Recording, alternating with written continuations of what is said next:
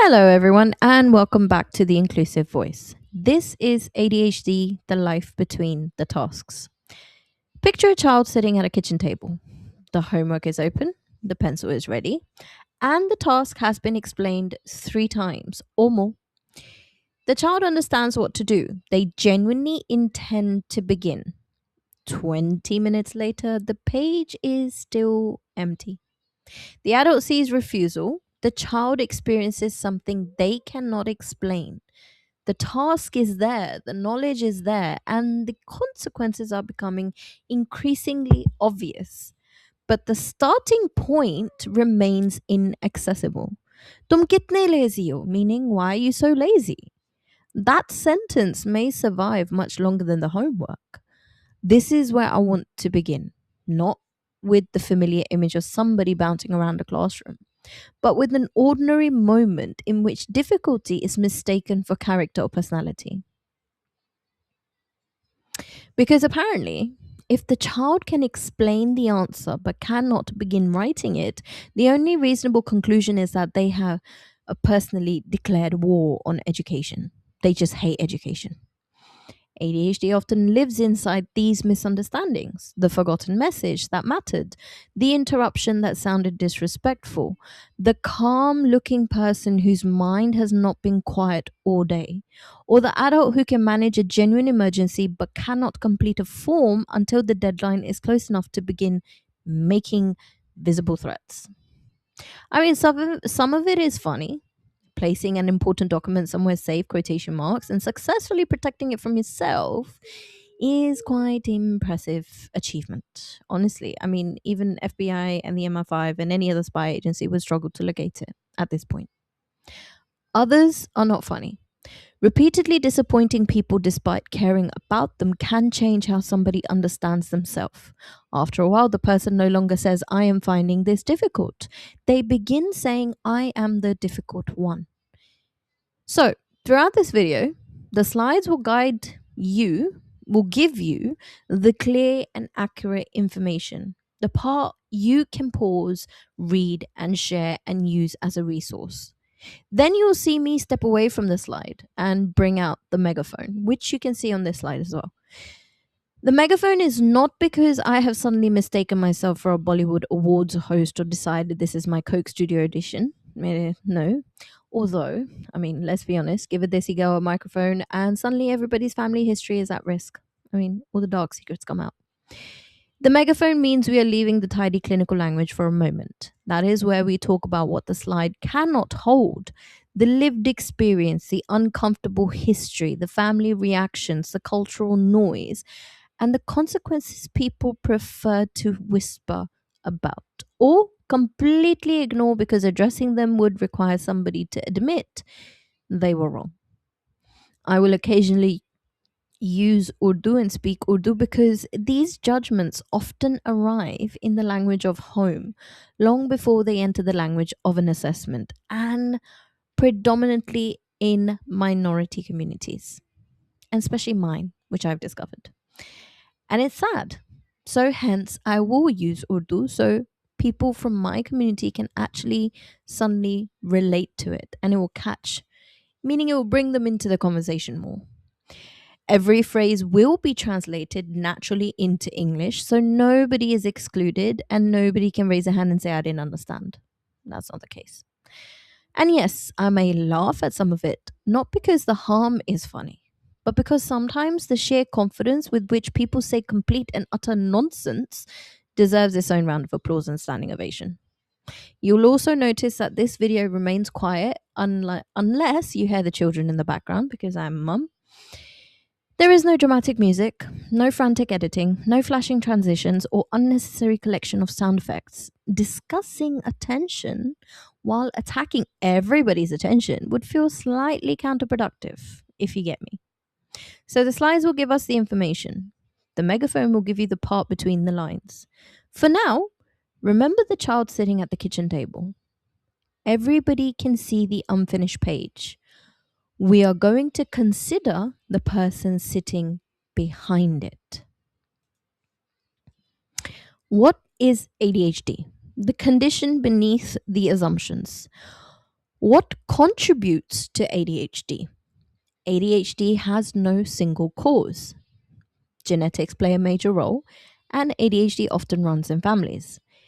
Differences in brain development and activity across networks involved in attention, regulation, and reward contributes to ADHD.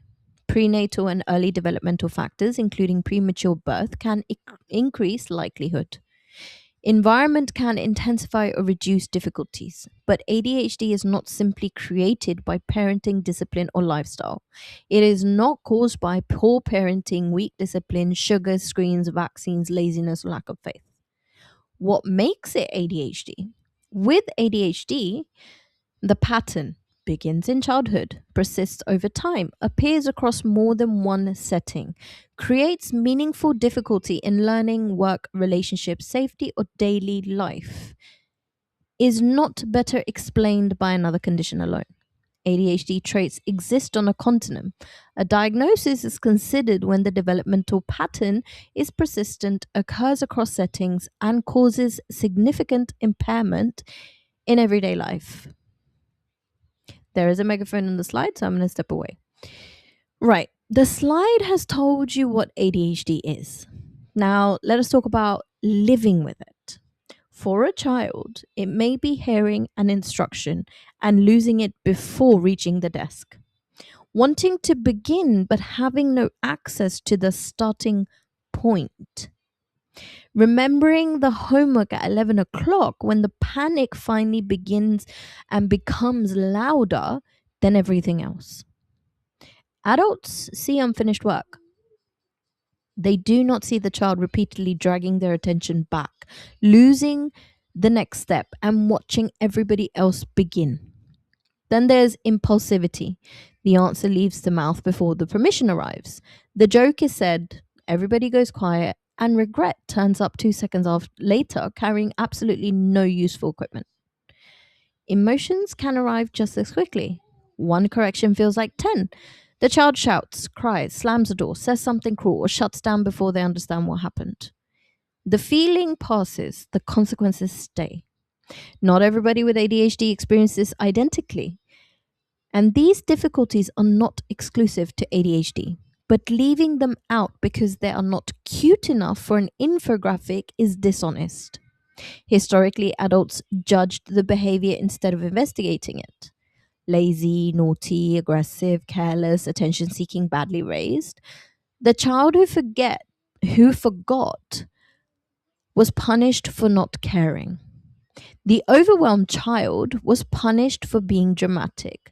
The child who moved was punished for disruption. The quiet child who mentally disappeared was praised for causing no trouble. Support was decided according to who inconvenienced the adults more. And in a Desi household, the assessment might involve one parent, two aunties, and a relative carrying no clinical training, but tremendous confidence in "Hamare zamane mein ye sab nahi tha," meaning we did not have this in our time. No, no. You had children being hit for forgetting, adults terrified of paperwork, and whole families using the last minute panic as a traditional productivity method. The difficulty existed always. The language did not. And when several relatives say we are all like this, they think they have disproved ADHD. I mean, yeah, you may have accidentally completed the family history, not disproved it. As the child grows, the difficulties change shape. Running around becomes internal restlessness. Losing a pencil becomes losing a bank card. Interrupting in class becomes conflict at work or at home. Avoiding homework becomes avoiding letters, appointments, and messages because each unopened thing might contain another failure. Time may not feel real until it becomes urgent. A task remains untouched for weeks, then gets completed during one frantic night powered by Red Bull, panic, tea, chai, coffee, and the spiritual arrival of the deadline, literally, right in front of them. The person may focus intensely on something interesting, yet remain unable to make one routine telephone call.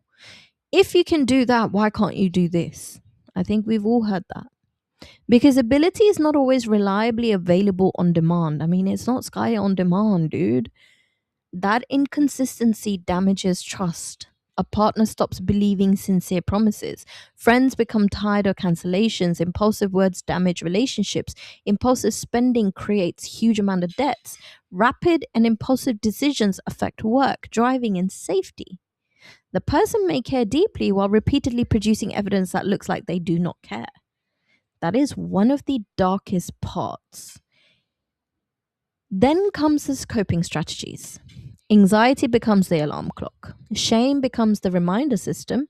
Some people work until they burn out. Others avoid anything that might expose another failure. Some chase stimulation through spending, food, gaming, substances, risky decisions, or constant doom scrolling. Social media adds a cheerful sound. The bank account, however, submits a less cheerful review. ADHD does not remove accountability. A diagnosis does not excuse frightening somebody or spending shared money or expecting a partner to manage your life. Harm still requires repair and accountability. But punishment without understanding changes absolutely nothing. The person needs to recognize what happens before the missed task, impulsive purchase, shutdown, or explosion, and build support before future consequences arrives. Adulthood is less forgiving. I mean, school gives detention, employers give warnings, disciplines, and then fire you. Banks add charges and eventually bankruptcy. Partners leave because they're not here to, pick up after you. Friendships fade. I mean, if you're not going to build it, they will eventually go. Children remember the atmosphere inside the home. So, anger, you know. This is how ADHD can become disabling, not through one dramatic trait, but through hundreds of difficulties and consequences gathering over the years. The child was not taught how to recognize the pattern or given the tools to cope. They were taught to hide it. Then everybody acts surprised when that child becomes an adult whose life looks functional from across the room, but is held together by panic, damaged trust, and one final reminder that they are frightened to open or hear. Old terminology and current understanding. Now, diagnosed as ADHD, predominantly it was inattentive presentation and ADD, which is no longer the formal diagnostic term. Hyperkinetic disorder, used in ICD 10 and ICD 11, now uses attention deficit hyperactivity disorder, which is ADHD. Before it was hyperkinetic disorder.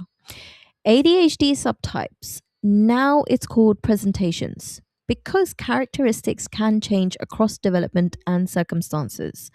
Minimal brain damage, hear that again, minimal brain damage slash dysfunction. That was a historical terminology based on outdated assumptions. So ADHD is now understood as a neurodevelopmental condition. Naughty, difficult, or attention seeking. Character judgments, not clinical explanations. Myths that refuse to retire. ADHD means somebody cannot pay attention. Attention may be intense but difficult to direct, sustain, or shift reliably. Hyperactivity must be visible. It may appear as internal restlessness, racing thoughts, excessive talking, or constant stimulation seeking. Good grades rule out ADHD. I mean, achievements may be maintained through anxiety, perfectionism, family scaffolding, or last minute panic. They only behave like that at home, so it's deliberate. Structure, masking, safety, and exhaustion can make the same difficulty appear differently across various settings. ADHD suddenly appeared because of social media. I mean, recognition and terminology changed. The developmental pattern existed before the internet noticed it.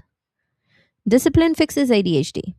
I mean, fear may suppress visible behavior, it does not remove the underlying neurological difficulty. Old language did not merely describe people, it determined whether they received support, punishment, or blame. Again, there's a megaphone on the screen, so I'm going to step away. Let me take you backwards because these myths did not fall from the sky. Medicine, education, and society built them together. And people with ADHD paid for the construction. Early descriptions framed children through behavior and moral control. Later came minimal brain damage, then minimal brain dysfunction. The label changed.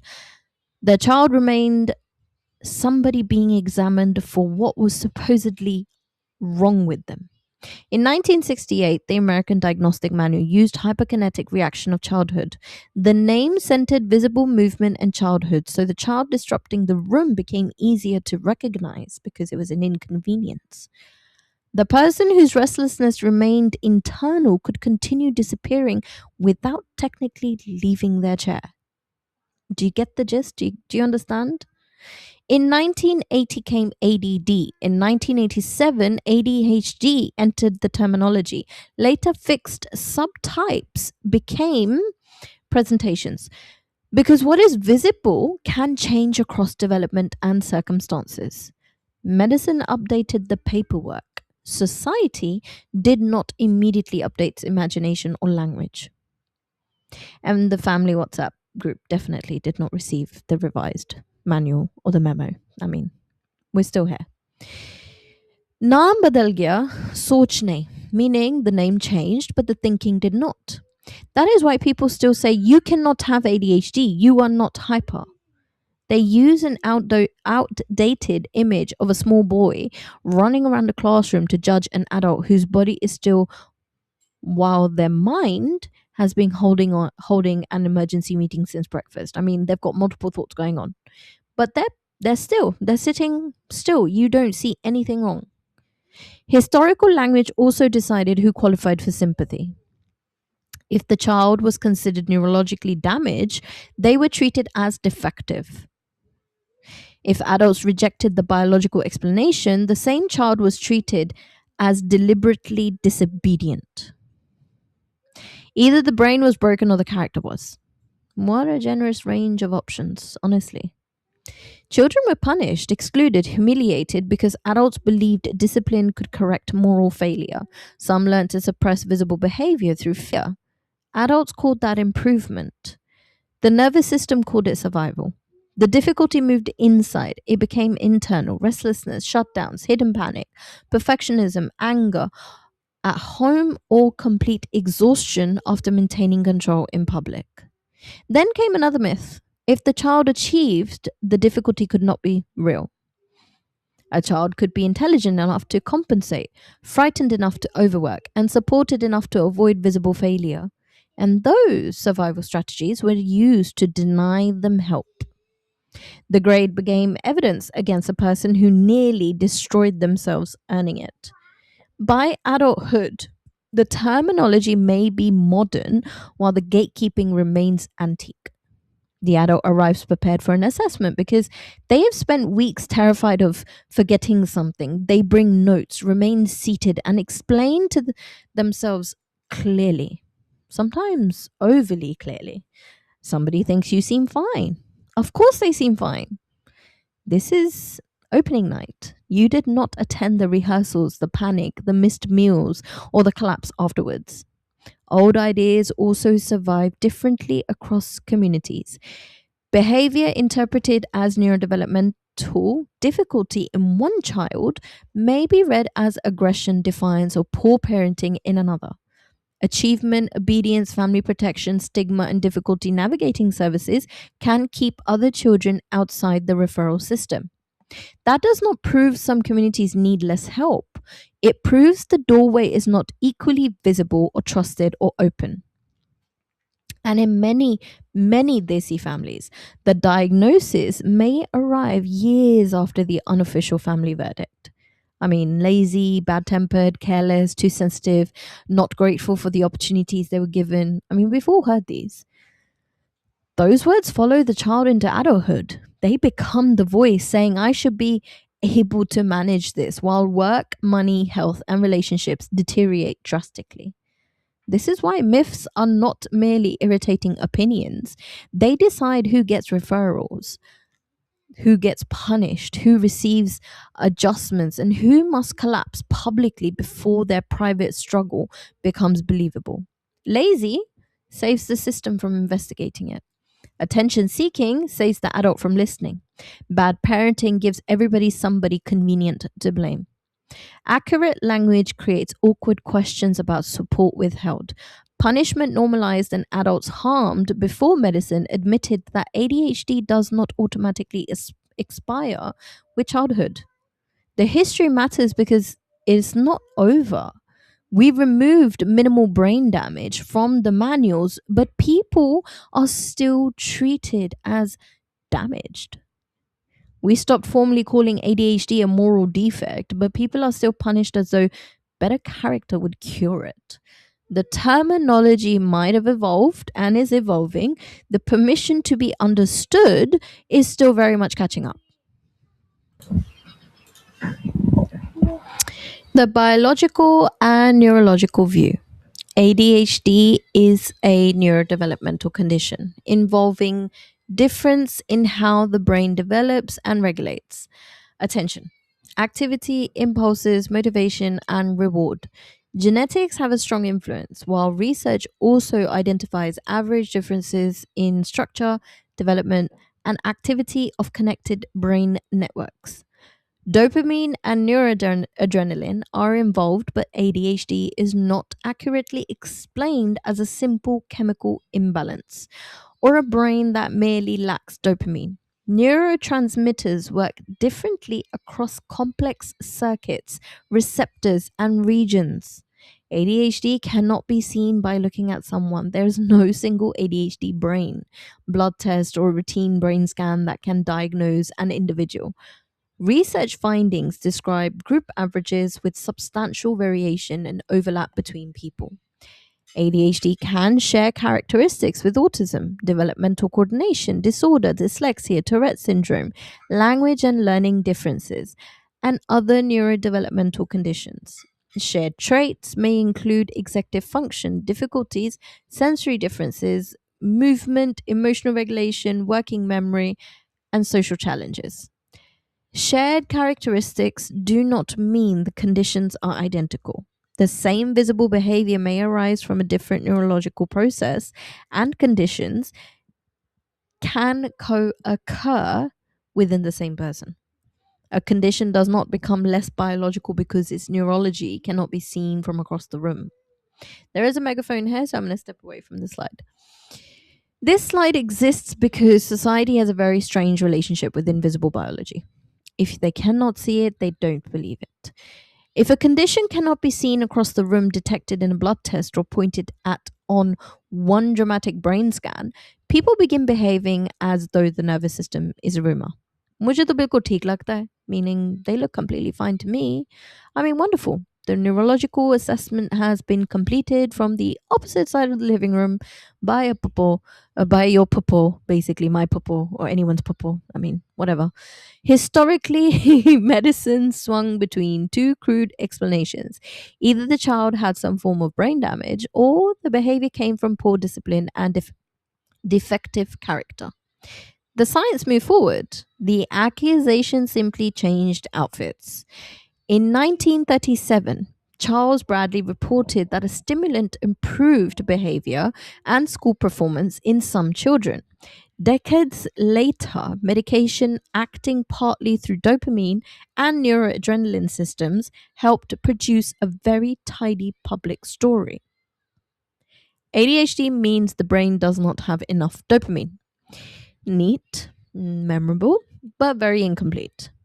The brain is not a petrol tank with a dopamine warning light. Neurotransmitters work across a complex circuits, receptors, and tasks.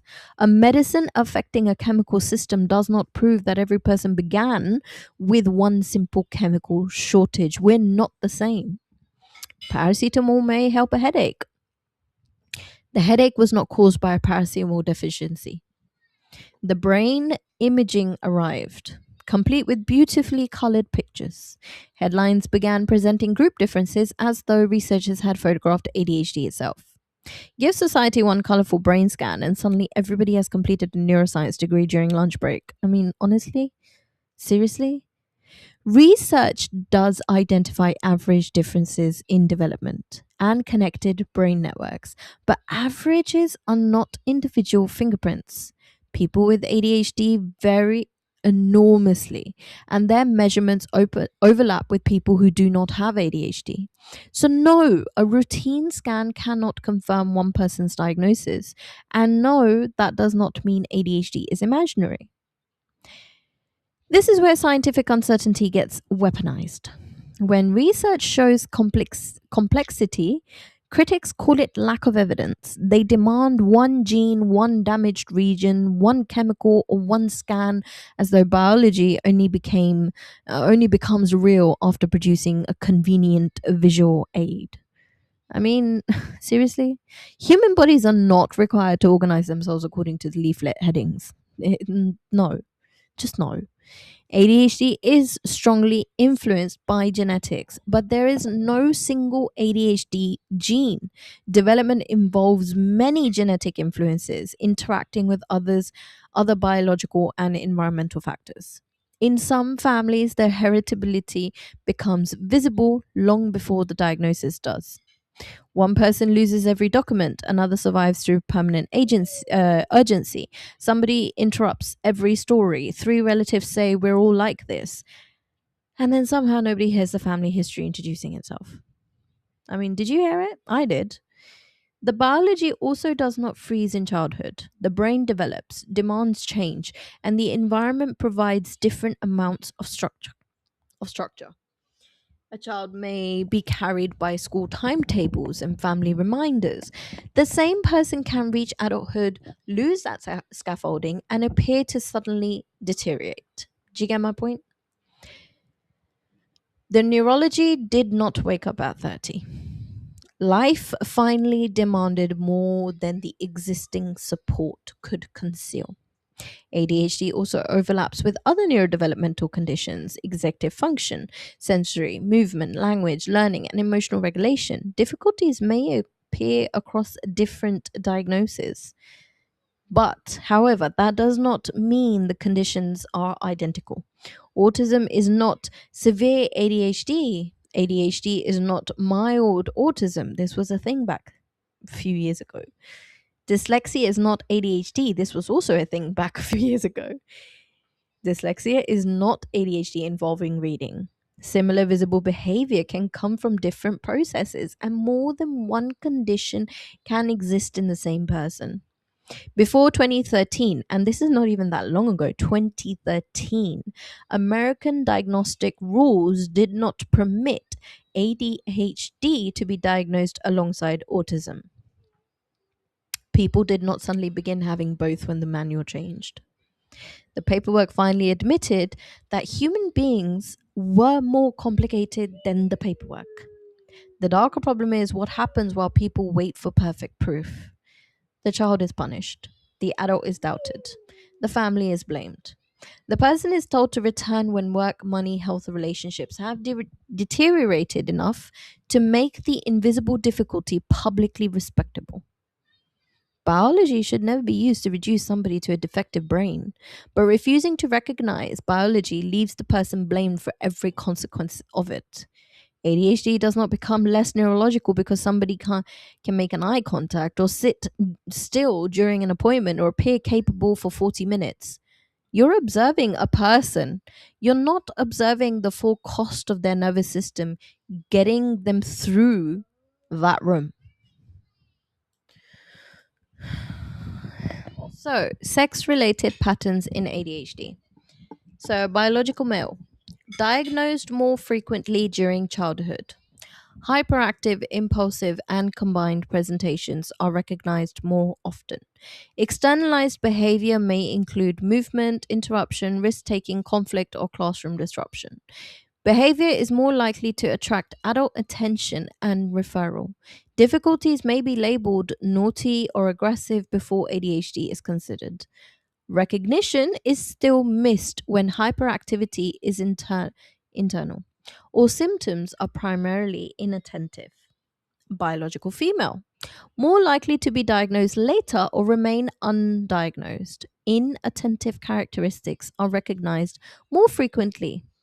Internal restlessness, daydreaming, anxiety, perfectionism, and emotional distress may conceal the pattern.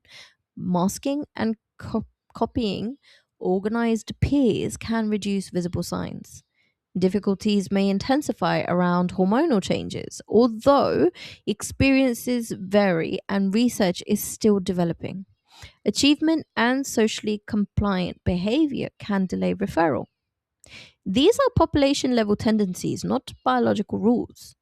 ADHD presentations overlap, and referral bias, gender expectations, culture, and masking influence who gets noticed. There is a megaphone here, so I'm going to step away from the slide. This is not a competition about which sex has ADHD worse. It is about which behavior adults were trained to notice and what happened to everybody who did not perform ADHD correctly for the audience. Research in referral systems focused heavily on children who disrupted classrooms. That usually meant boys whose movement interruption or impulsivity became everybody else's problem. The boy disturbed the lesson, the system noticed. They did not guarantee support, though. Visibility could bring shouting, exclusion, restraint, or reputation that entered the room before he did. Race and class could influence whether adults saw neurodevelopmental difficulty or a future disciplinary problem. Being noticed is not the same thing as being understood. Girls were often given another role: sit properly, be helpful, remember what everybody needs, do not embarrass the family. So the girl learned to disappear successfully. She copied the organized people, overprepared and panicked privately. Adults saw compliance and called it maturity. Picture her staring through a classroom window. In a Bollywood film, somebody adds wind, a chiffon dupatta, and a romantic song. Obviously, she's dreaming about a hero waiting in Switzerland. 30 years later, we discover there was no hero. Instead, it was anxiety. I mean, she had lost the lesson completely, missed three instructions that were given to her, and was mentally rehearsing how to avoid being exposed. Bollywood gave her Switzerland. Adulthood gave her an assessment and a waiting list to be diagnosed. In many Desi homes, a daughter may manage school, housework, younger siblings, and everybody else's emotional weather. If she forgets, she is careless. If she becomes overwhelmed, she is traumatic. If she manages everything through fear, she's praised. Kitni samajhdar bachi hai. I mean, she is such a sensible girl. Sometimes sensible means anxiety has accepted the management position. A son may receive the opposite arrangement. I mean, his forgetfulness is excused because boys are like that. Boys will be boys. While somebody else packs, reminds, and rescues him and practically mollycoddles him. If he has ADHD, the support may conceal what he cannot manage. If he does not, he may still reach adulthood with a dependence mistaken for masculinity. Then a wife inherits the unfinished training program from his mother. I mean, no salary, no interview, and apparently no right to return to the original position or return to sender, which is sad. This is how gender expectations distort recognition. The boy may be punished for showing difficulty. The girl may be rewarded for hiding it. I mean, both can be missed. A quiet, inattentive boy may receive nothing because he does not match the stereotype. A visibly hyperactive girl may be called loud, shameless, or badly brought up because adults judge the same behavior differently depending on who performs it and what is the gender. Then puberty becomes increases the demands. Organization becomes harder, social rules become more complicated, and mistakes become more expensive. A girl who coped in primary school may struggle when structures reduces and responsibilities multiply tenfold. Hormonal changes may affect symptoms for some females. Evidence is growing around puberty and periods, but it remains limited and experiences vary. Pregnancy, The postnatal period, the menopause, still require far better research. Women have spent generations reporting changes in attention, mood, functioning, only to be told they're emotional. An extraordinary medical tradition.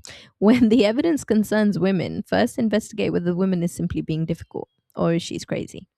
By adulthood, the Mr. Girl may have collected diagnoses for anxiety, depression, eating difficulties, or burnout. Those conditions may be genuine, but they may not explain the developmental pattern underneath, which is ADHD.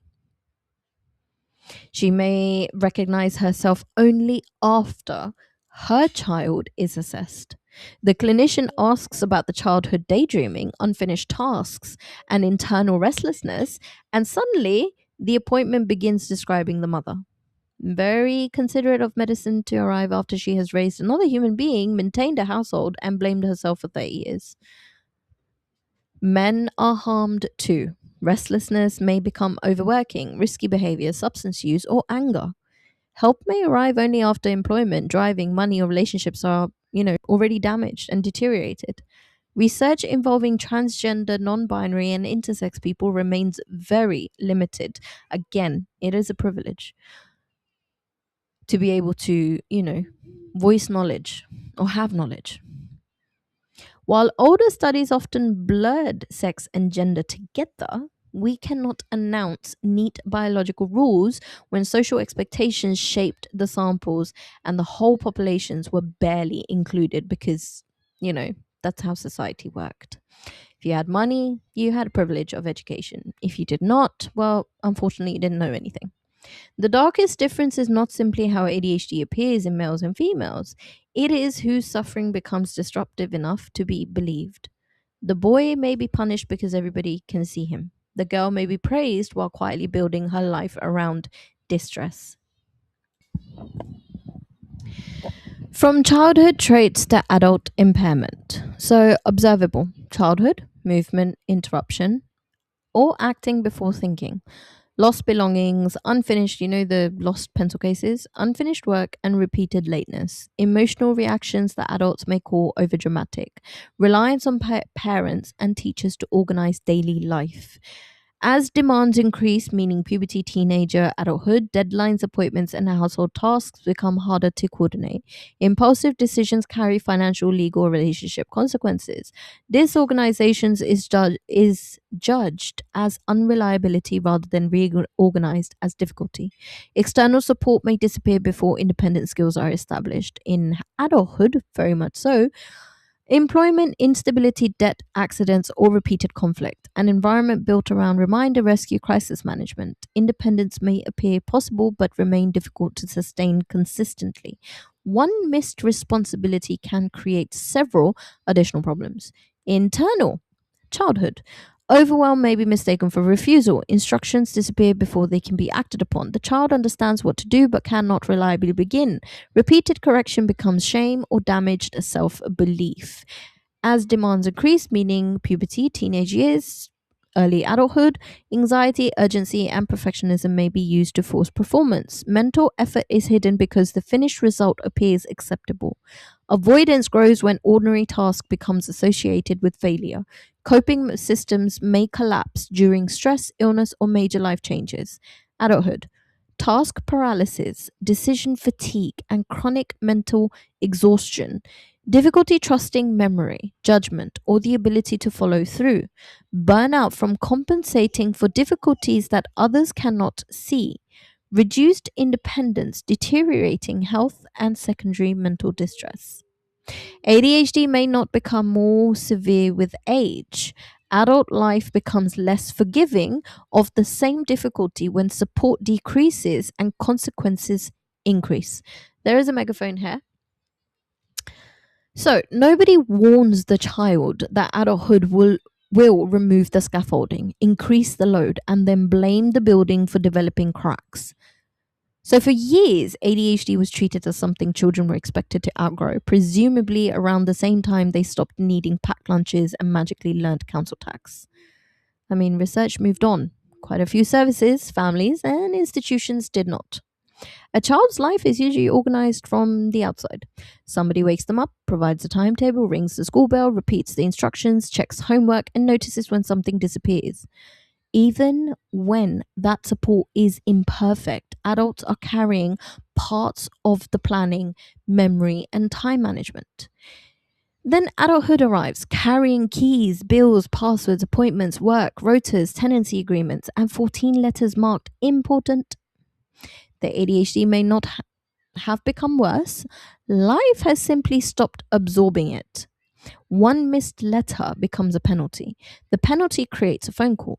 The phone call requires finding information, tolerating shame, and waiting on hold while four notes of music slowly remove the will to live. One unfinished task has now produced six more. ADHD administration reproduces when left unattended. In some Desi homes, there's another complication. A child may be heavily managed for years. Clothes found, meals delivered, appointments remembered, and mistakes quietly repaired. Then suddenly be expected to become completely independent at university or after marriage or upon starting work. कल तक चाय कपड़े में आ रही थी आज council tax laundry deadlines emotional maturity are apparently a personal matter. Yesterday, tea was arriving in the bedroom. Today, they are expected to manage an entire life independently. Shadi is not an executive function software update, by the way, neither is turning 18. This does not mean parents should continue doing everything forever. Constant rescue can hide what a young person has not learnt and create dependence that becomes dangerous when the rescuer is unavailable. But removing every support overnight and calling it teaching responsibility is not independence. That is abandonment wearing sensible shoes. Useful support changes shape. It moves from doing everything towards practicing routines, using reminders, breaking down decisions, allowing manageable consequences, and gradually transferring responsibility. The aim is not lifelong supervision. It is an adult who understands their nervous system before the world begins issuing fines. Transitions often expose difficulties that were previously compensated for. Leaving school removes the timetable. Moving away removes family prompts. Employment adds competing priorities. Parenthood introduces a small person who has rejected sleep, scheduling, and reasonable negotiation. Illnesses, bereavement, promotion, or relationship breakdown can dismantle coping systems that looked perfectly solid. Then everybody asks, why are they suddenly struggling? I mean, suddenly? Nahi yaar. The support changed. The demands changed. The consequences changed. We waited until the difficulty became expensive enough to notice. This is where ADHD can become deeply disabling. Not because every adult will lose a job, enter a debt, or damage relationships, but because difficulties with timing, inhibition, memory, and emotional regulation can accumulate. Rent remains due during task paralysis. Children still feel the atmosphere after an explosion. Partners still experience broken promises. Employers record the missed deadline, not the three sleepless nights used to complete everything else. I mean, understanding ADHD does not cancel accountability. Dangerous driving remains dangerous, you know? Shared money cannot repeatedly disappear through impulsive decisions. Anger cannot frighten a household and then be dismissed with, well, I have ADHD. Harm still requires acknowledgement, repair, and prevention. But accountability without understanding produces punishment, not change. Some adults appear independent because another person quietly supplies the missing structure. A parent keeps ringing. A partner tracks every appointment. A colleague checks every detail. The adult looks functional because the unpaid crisis management department has not yet resigned. And when that person becomes ill, exhausted, or finally says, I cannot carry this anymore, the arrangement collapses. What looked like independence was borrowed executive functioning. That collapse can affect housing, employment, debt, physical health, parenting, relationships. Shame may become so severe that asking for help feels more frightening than allowing the problem to grow. This is why support must arrive before catastrophe because somebody's eligibility evidence. Meaning, if you don't see them struggling, you won't support them. And that is the problem we face. The child did not fail to grow up. We removed the handrails, increased the height, and called the fall a character flaw. That's what we did. Social media context. What the data shows. Social media has made lived experiences and overlooked ADHD presentations more visible. It can provide language, community, and a starting point for seeking professional help. In a 2022 analysis of 100 popular TikTok videos about ADHD, 52% were classified as misleading, 27% described personal experiences, 21% were considered useful. A larger 2025 study found a similar pattern. 50.4% of 125 popular videos were misleading, and only 19.2% were considered useful. Misleading videos attracted significantly more views, likes, and comments than useful content. Relatable experiences may be genuine without being specific to ADHD. What we can conclude: social media did not create ADHD. It changed how quickly people encounter its language and recognize possible patterns. A personal story can support recognition, but it cannot establish childhood onset, persistence, impairment, or alternative explanations.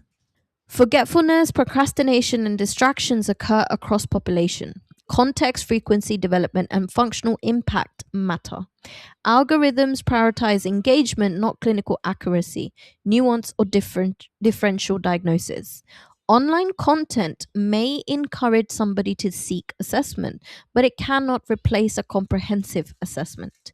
Dismissing every concern as something seen on TikTok is as irresponsible as treating every relatable video as proof of ADHD. There is a megaphone here, so I'm going to step back from the screen. Right. We need an uncomfortable conversation about social media because apparently a condition that can damage education, employment, finances, safety, and relationships also makes cracking content for the algorithm. Social media did not invent ADHD. People struggled long before TikTok gave the struggle background music, subtitles, and a discount code. For many people, especially women, adults, and ethnic communities overlooked by traditional services, online content provided language that finally made their lives make sense. Community can reduce shame. Recognition can encourage somebody to seek help. The slight problem is that this recognition is attached to an advertising machine. The platform does not ask whether information is accurate, it asks whether you watched or commented or remained annoyed long enough to see another advert. Nuance is slow, outrage is profitable. ADHD requires developmental history and careful assessment is responsible. 5 signs you definitely have ADHD. Number 4 will shock you. Pays the gas bill. Watch one video and the algorithm sends another until your feed resembles a diagnostic clinic operated by strangers with ring lights. I mean, repetition begins to feel like evidence. It is not evidence, it is personalized marketing. The ugliest part is how disabling experiences become adorably personality content. Task paralysis becomes ADHD procrastination. Impulse spending becomes a cheerful haul. Emotional dysregulation becomes being spicy. Chronic lateness becomes a funny quirk. Meanwhile, the real person may be losing work, hiding debt, damaging trust, and watching relationships collapse because apologies without change eventually stop repairing anything. There is nothing cute about promising somebody you will do something, genuinely meaning it, failing again, and seeing belief disappear from their face.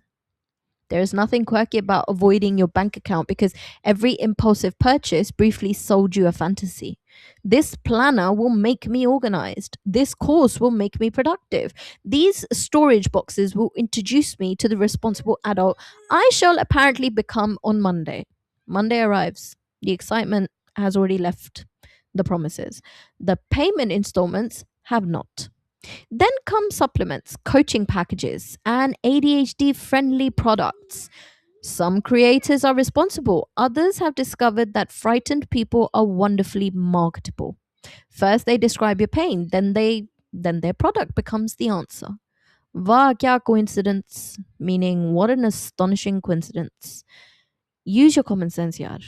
A personal story is evidence that person's experience, not automatically evidence about your brain. A creator may be sincere and still be wrong. Thousands of comments saying, "This is literally me," do not transform an ordinary behavior into a diagnosis. If you have ADHD, this warning is for us too.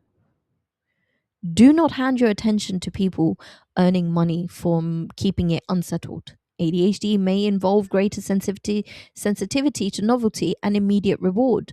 Platforms exploit that because continued scrolling becomes profit, not because they lovingly care about your nervous system. By rewiring, I do not mean curing ADHD with positive thoughts, green juice, and a sunrise routine. Bas karo. I mean, give it a rest. I mean, using repetition to strengthen healthier habits, pause before buying, reducing triggers, checking sources, creating routines, and practicing leaving the app before the app decides for you. I mean, curate your feed like your well being depends on it. Unfollow accounts that glamorize disability, sell certainty, and make you feel defective without their product. Follow people who acknowledge evidence, uncertainty, and individual differences. Take useful information into real life and compare it with your actual history. Do not use ADHD to remove accountability either. ADHD may explain why something is difficult, it does not erase the consequences. Relationships still require repair, debts still need addressing, partners and children still experience broken promises and broken homes. Support should make responsibility achievable, not optional. Unsupported ADHD can exist alongside depression, anxiety, addiction, self harm, and suicidal distress. Those realities rarely fit between a trend and a sponsored Tumblr, so naturally they receive less attention. Pain without entertainment value is terribly inconvenient for engagement figures. Social media may help somebody recognize that they need support. It can also create a fantasy in which watching ADHD content feels like managing ADHD. So you're getting the dopamine hit without needing the dopamine hit. Learning the vocabulary is not the same as changing your life. The algorithm is not your dost, it's not your friend, your clinician, or your conscious. It is a salesman who remembers where you are vulnerable. Take what is useful, question what is profitable, then put the phone down before somebody monetizes another piece of your nervous system. So, change the question.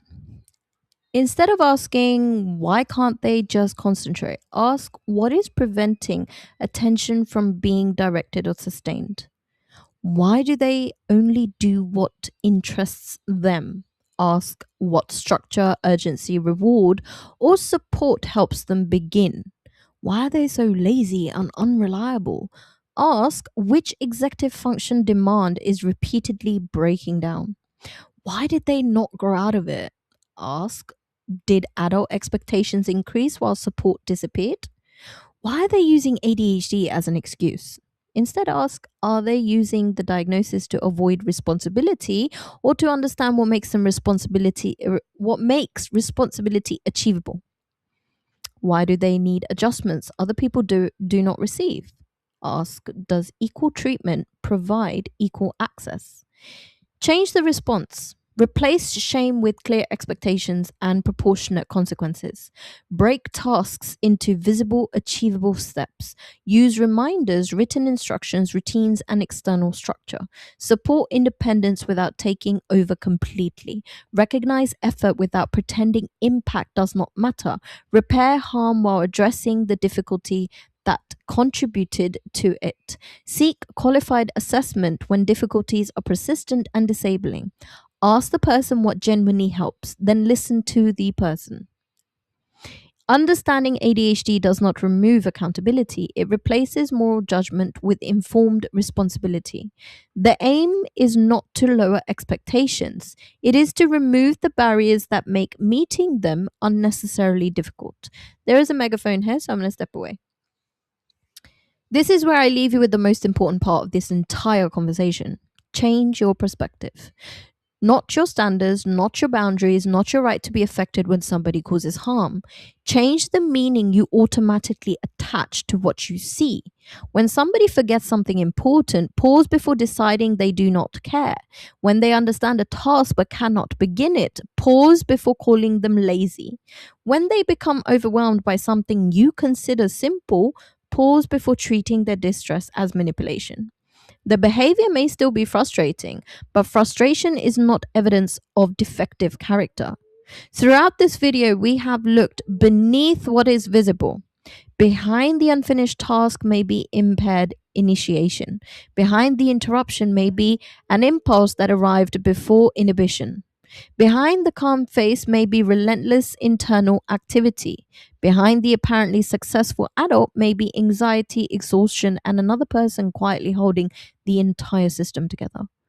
That does not make every action acceptable. It makes the action worth understanding accurately. For generations, we have judged the visible moment and ignored the process behind it. We saw the unfinished homework, the lateness, the emotional reaction, and the impulsive decision. We did not see the repeated attempts to begin, the instruction disappearing from working memory, or the panic being used to force performance. Changing your perspective means becoming curious before becoming cruel. And yes, in many Desi households, curiosity was not exactly invited to family meetings. The adult spoke, the child listened, and explanation became answering back, distress became drama, withdrawal became attitude. Bas bahane mat banao, meaning enough, stop making excuses. Sometimes it was an excuse. Sometimes it was the only language that child had for a difficulty nobody had helped them understand. The difference matters. Two people can complete the same task at a completely different neurological cost. One person remembers an appointment and attends. Another uses 6 alarms, loses sleep worrying, arrives 40 minutes early, and then spends the day exhausted. From the outside, both attended. Only one is told they are clearly managing perfectly well. Support is not treating somebody as helpless.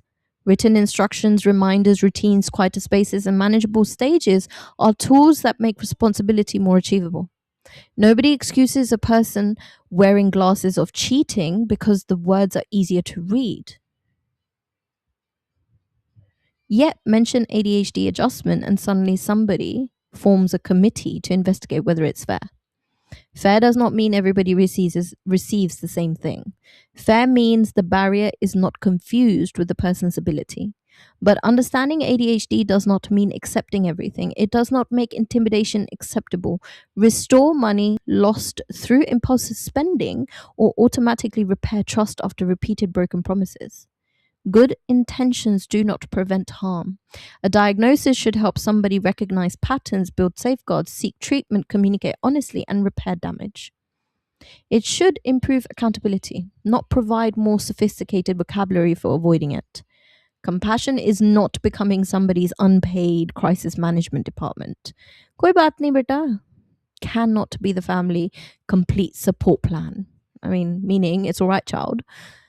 Sometimes it's not all right. The person may need boundaries, consequences, and uncomfortable honesty, but they also need a route forward that is more useful than shame. That is the final perspective I want you to carry from this video. The person may genuinely be trying and still need change. The family may be exhausted and still need to understand. The difficulty may be neurological and the impact may still require repair. Those realities can exist together. So when you next think, why can't they just, stop at the word just. Ask what you may be missing. Ask what repeatedly happens before everything goes wrong. Ask what would help that person take ownership rather than depend upon panic, rescue, or fear. That change may allow a child to receive help before shame becomes their identity. It may allow an adult to seek support before debt, burnout, or broken trust becomes the evidence everybody is waiting for. It may allow a family to stop repeating punishment that has already failed across 3 generations. ADHD does not need to become somebody's entire identity, but it cannot be supported while everybody continues pretending it is merely a poor attitude. See the person, believe the difficulty, address the impact, build responsibility, repair the harm. And please stop waiting for somebody's life to collapse before deciding their struggle was real. You do not need to lower the bar. You need to remove the invisible obstacles beneath it and stop blaming people for falling. Thank you. Before I go, just a few words. ADHD is not laziness or poor parenting, weak discipline, low intelligence, or a social media trend. It is a neurodevelopmental condition whose effects may be visible, internal, inconsistent, and genuinely disabling. Understanding ADHD does not remove accountability. It replaces shame with informed responsibility, punishment with appropriate support, and assumptions with better questions. If this video helped you, like so accurate, accessible information reaches more people, share with somebody who may be struggling, supporting someone, or still believing the stereotypes. Subscribe for honest conversations about neurodiversity, disability, culture, inclusion, and the realities usually left out of the conversation. If you recognize these experiences in yourself, online information cannot provide a diagnosis. Consider recording your experiences and seeking advice from a suitably qualified professional. ADHD may explain the struggle. Understanding can change what happens next. Listen, learn, question, and include. Till next time. Bye.